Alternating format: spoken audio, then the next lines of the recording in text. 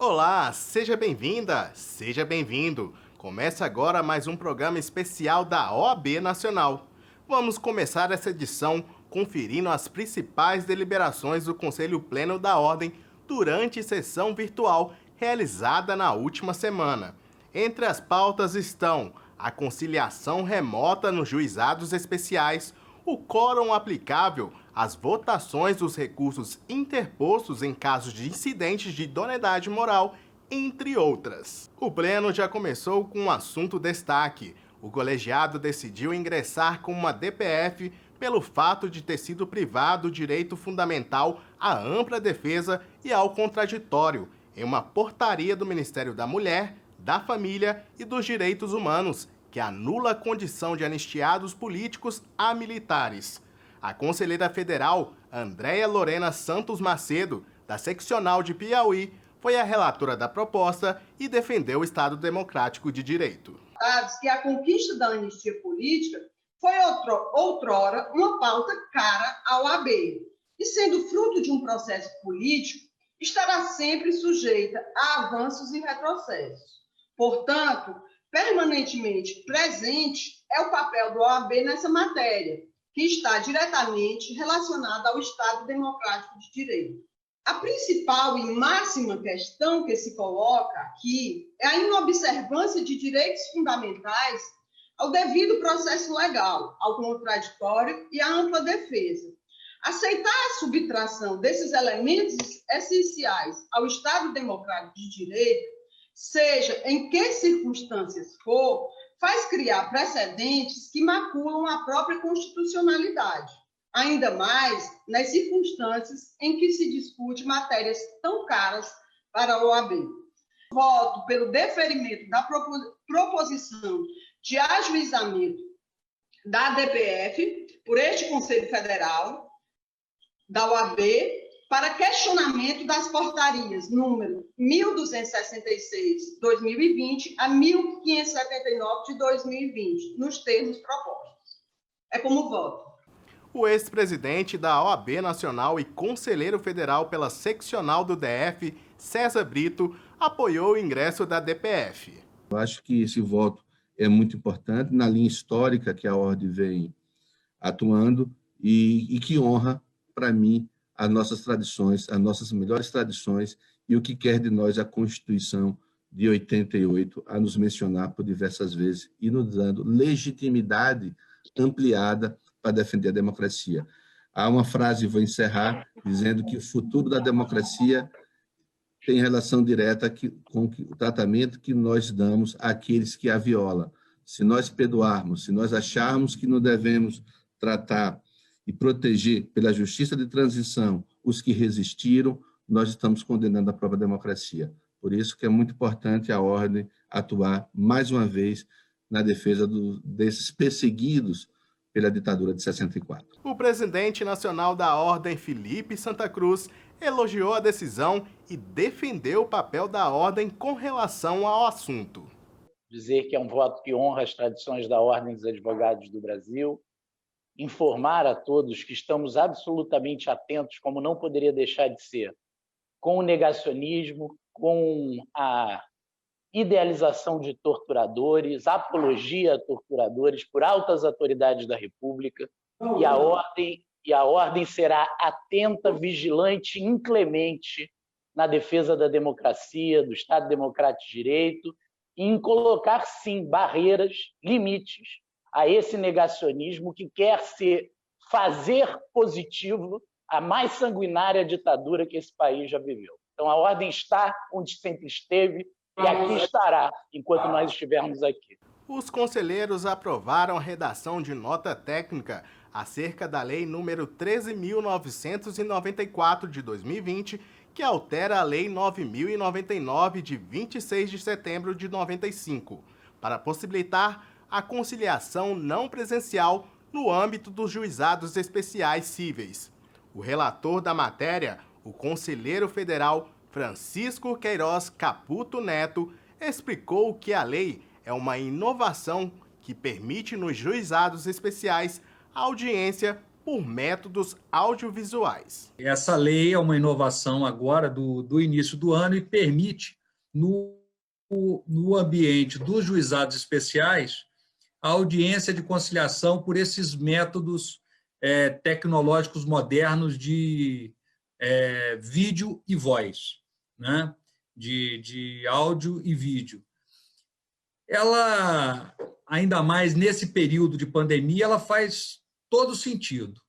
O único receio é no sentido de que é uma inovação absolutamente salutar, muito bem-vinda, mas que merece um pouco de atenção da advocacia. Isso porque ela traz de que, na ausência do demandado nessa audiência de conciliação virtual, o juiz proferirá a sentença. Está se impondo à sociedade e à advocacia um ônus pesadíssimo de que a eventual ausência, até mesmo por insuficiência de recursos técnicos, pode impor, inclusive, uma revelia para a parte. É que, então, faça uma proposição de alteração desse artigo, dizendo que, nas localidades onde o poder público não fornecer o ambiente adequado para a realização dessas audiências telepresenciais, a simples manifestação em contrário de qualquer dos advogados das partes é suficiente para suspender o ato e determinar a sua inclusão em pauta presencial. A conselheira federal e representante do Conselho Nacional do Ministério Público, Sandra Krieger, acompanhou o voto do relator e destacou a questão da segurança jurídica. É uma ânsia da advocacia, realmente, que nós tenhamos mais segurança jurídica quanto aos atos não presenciais, que isso se dê em favor da advocacia e não lhe seja mais um ônus, um peso, e é com isso que nós estamos convivendo atualmente, né? Normalmente, todas as questões que são dissociadas da nossa vontade, né? Que foi todo esse período de pandemia.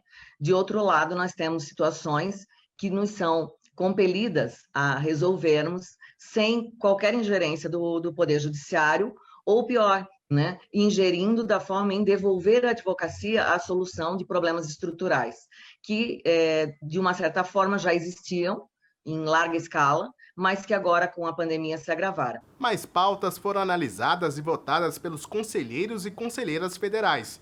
Todas elas você confere no site da Ordem, oab.org.br. Os eventos online da Ordem continuam. O debate dessa semana tratou sobre o direito do consumidor e o acesso à justiça. O evento faz parte das comemorações da Ordem de 30 anos do CDC. Vários temas, como a importância dos juizados especiais, a justiça gratuita e o dano moral coletivo, foram abordados. A advogada Sandra Lima Alves Montenegro tratou sobre novas tecnologias no acesso à justiça. Como todos, as mudanças que nós estamos vivendo, elas são introduzidas, elas são muito discutidas quando a gente fala do que se chama a Revolução 4.0, que é a chamada sociedade que foi impactada por toda a revolução tecnológica da inteligência artificial. Mas existe uma preocupação de utilizar toda essa tecnologia, esses benefícios da Revolução 4.0, para a gente construir o que no Japão se chamou da Sociedade 5.0. Essa Sociedade 5.0 é uma que dá um passo além, é um passo que, na verdade, vai buscar a proteção do humano. O desembargador do TJGO, Marcos da Costa Ferreira, comentou sobre a importância de garantir o acesso dos consumidores à justiça.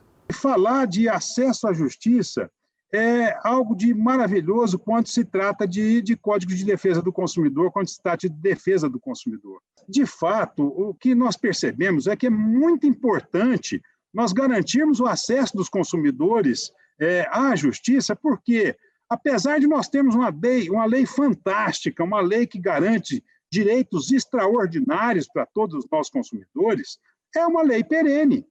Não adianta nada nós termos, como hoje temos, uma edição do Código de Defesa do Consumidor em qualquer estabelecimento comercial, que está ali à disposição de todos nós. Se, ao abrirmos lá o artigo 18, dizer, olha, o fornecedor é responsável pelo vício de qualidade dos produtos, e o coitado do consumidor não tem a mínima noção do que vem a ser aquilo, e o fornecedor muito menos. Ele sabe sim que tem um direito que o protege, e o fornecedor sabe que tem um dever que deve também atender aquele consumidor. Então, nós temos sim que investir em informação, mas que, de qualquer forma, o problema imediato do consumidor muitas vezes é atendido através das vias administrativas, através do PROCON, através das defensorias públicas, que conseguem resolver rapidamente. Mas, em maior parte das vezes, quando não há boa vontade por parte do fornecedor, há necessidade do consumidor fazer valer os seus direitos através de ações judiciais. E se ele não tiver essa facilidade de buscar o acesso à justiça, de nada vai valer esse arcabouço legislativo que nós temos, que é maravilhoso e é excelente, a meu sentir, é a melhor lei do mundo de proteção e defesa dos consumidores. Outro evento que agitou as páginas online da OAB foi o webinar que tratou sobre a cooperação institucional para o combate a cartéis. A presidente da Comissão Especial de Defesa da Concorrência da OAB, Raquel Cândido, conduziu os trabalhos.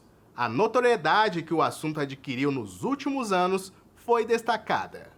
É um evento que é singular, porque reúne exatamente essas pessoas que tanto têm a nos ensinar a respeito do combate a cartéis, para tratar de um tema que é muito pertinente, muito importante, que com certeza tem o interesse de todos, né? Então, entender a questão da cooperação institucional, como ela é importante para o combate aos cartéis, o que pode melhorar, como pode melhorar e, principalmente, como nós que temos interesse na área, nós que somos estudiosos ou atuamos profissionalmente, podemos colaborar para o crescimento nesse combate ao que é realmente a mais nefasta conduta anticoncorrencial, a mais prejudicial ao consumidor e à sociedade. O webinar está disponível na página da Ordem dos Advogados do Brasil no YouTube. É só acessar. E fique aí, depois do intervalo, uma entrevista com o presidente da seccional de Mato Grosso, Leonardo Campos, abordando a preocupação da Ordem com as queimadas na região do Pantanal. Voltamos daqui a pouco.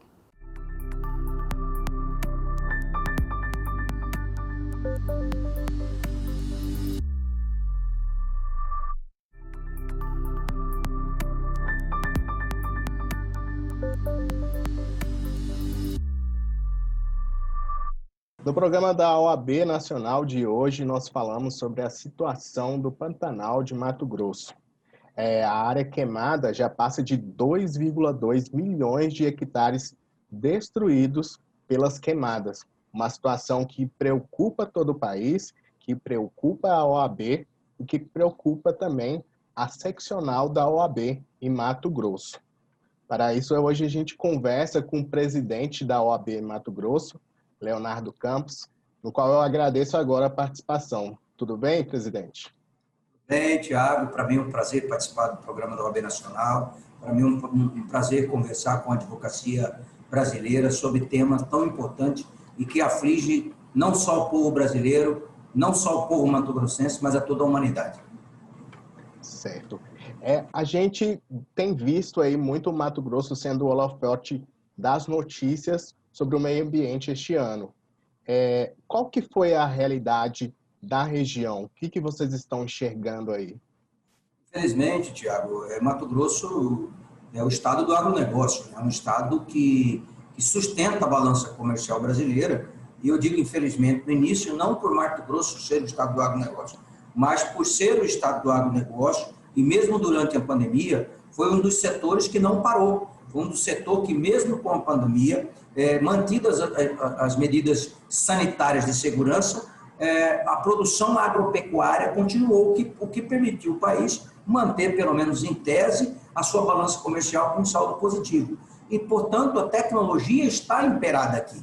A produção aqui ela é altamente tecnológica, que hoje se fala em produzir mais e menos área, ou seja, não há abertura de novas áreas. E aí o que eu repito, infelizmente, Infelizmente, nós não fomos notícia por isso. Nós fomos notícia porque o maior patrimônio da humanidade, ou um dos maiores patrimônios da humanidade, consoante a Constituição Federal, que é o Pantanal Mato-Grossense e Sul-Mato-Grossense, ardeu em chamas no maior incêndio florestal de toda a história do Pantanal. Pelo menos de toda a história de onde se tem o controle e monitoramento de dados. Como você disse, 2,2 milhões, os números já avançaram. Hoje nós estamos a falar a 3,4, quase 3 milhões e meio de hectares foram devastados, queimando a maior biodiversidade do planeta.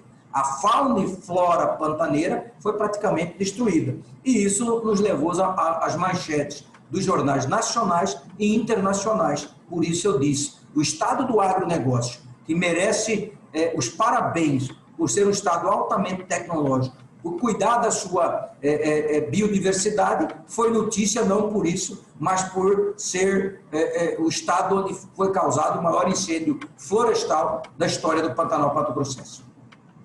E como que a OAB vem reagindo a respeito desse assunto?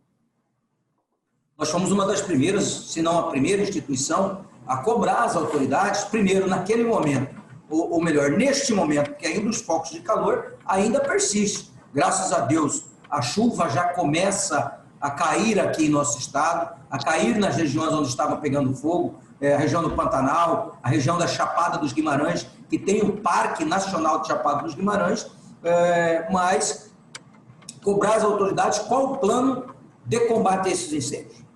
Qual era a força-tarefa, qual era a tática para conter os incêndios.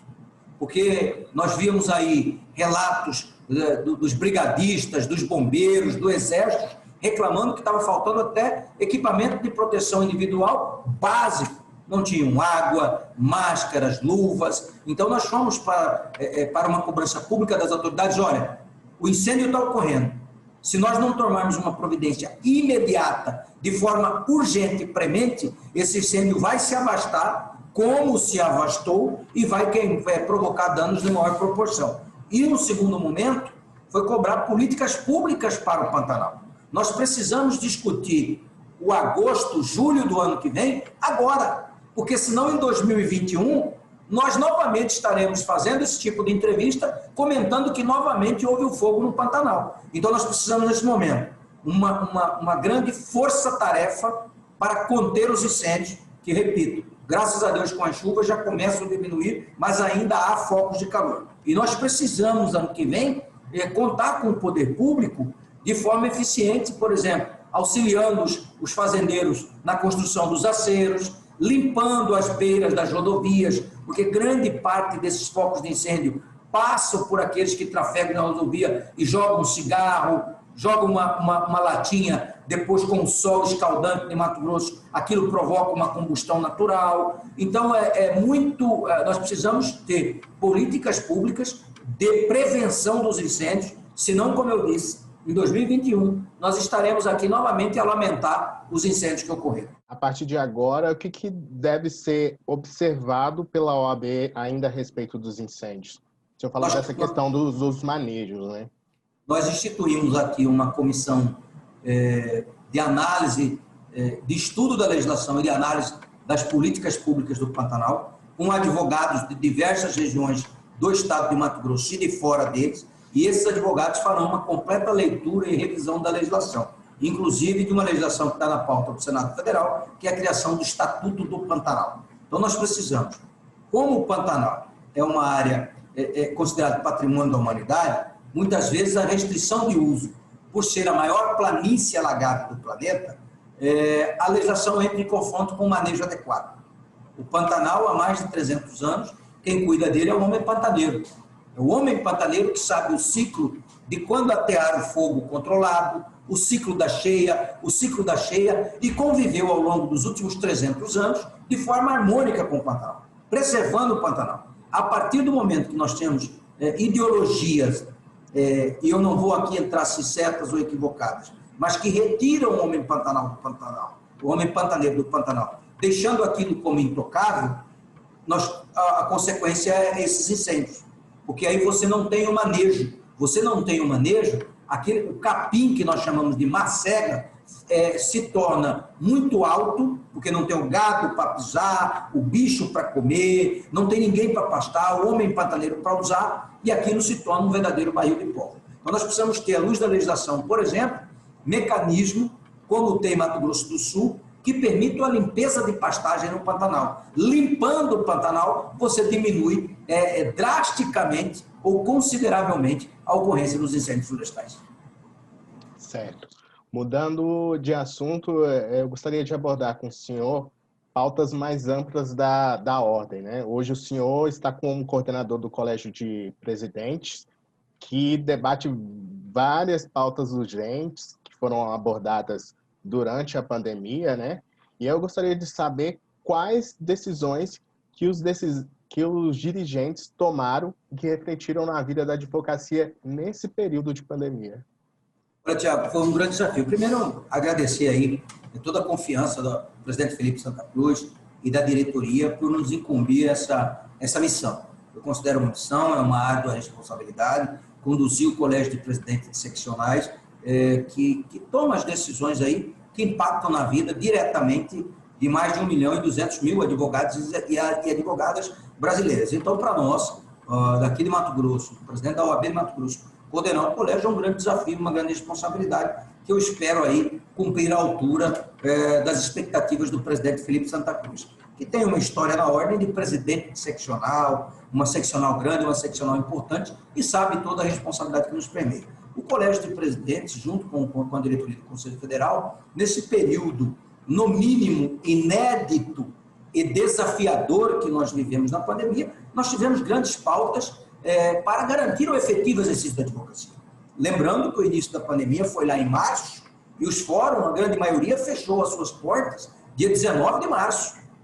E nós estávamos com o Poder Judiciário fechado. E aí nós tínhamos o desafio de, enquanto serviço essencial, que é a justiça, a distribuição de justiça, como fazer esse serviço essencial funcionar, prestando jurisdição ao cidadão, solucionando conflitos e, ao mesmo tempo, não tolir direitos ou ferir prerrogativas da advocacia. Esse foi o nosso grande desafio, conciliar o funcionamento do Poder Judiciário com as portas fechadas, através do processo eletrônico, através do home office, e, ao mesmo tempo, garantir que o direito de defesa, ampla defesa e o contraditório fosse, a partir da preservação intacta das prerrogativas da advocacia, tivesse respeitado e garantido. A partir daí, nós construímos com o CNJ, nós construímos com o Conselho da Justiça Federal, com o Conselho da Justiça do Trabalho, com os tribunais estaduais, várias pautas e resoluções que regulamentavam, por exemplo, o julgamento por videoconferência, as audiências por videoconferência, a priorização nos despachos, por exemplo, dos processos com os alvarás, uma vez que o fechamento do Poder Judiciário impacta diretamente na subsistência da advocacia. O advogado, a imensa maioria, tem a sua fonte de renda, os processos, os seus honorários que advêm dos processos que tramitam.